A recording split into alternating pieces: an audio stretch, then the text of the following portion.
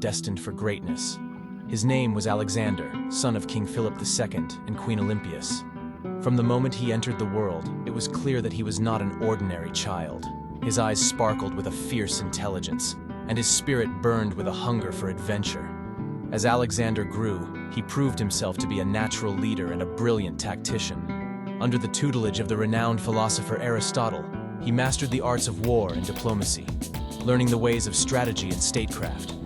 But it was on the battlefield that Alexander truly came into his own, leading his father's armies to victory after victory against their enemies.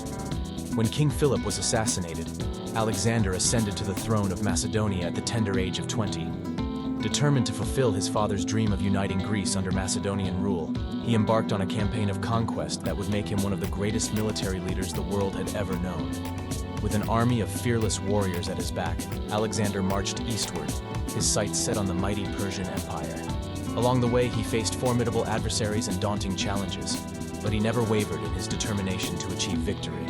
At the Battle of Issus, Alexander faced off against the Persian king, Darius III, in a clash that would decide the fate of empires. Despite being outnumbered, Alexander's superior tactics and unwavering resolve led his army to triumph, and Darius was forced to flee for his life. Buoyed by his success, Alexander pressed onward, his sights set on the heart of the Persian Empire. With each victory, his legend grew, and soon he was hailed as a god among men, a living embodiment of the divine will. But Alexander's ambitions knew no bounds.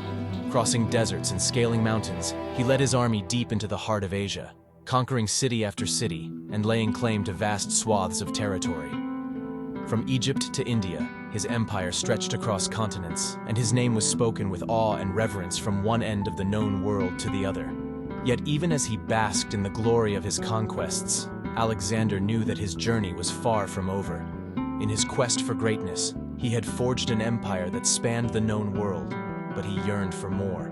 Driven by an insatiable thirst for adventure, he pressed ever onward, his eyes fixed on the horizon and the promise of new worlds to conquer. In the end, it was not the armies of his enemies that brought Alexander low, but the ravages of time and the frailty of human flesh.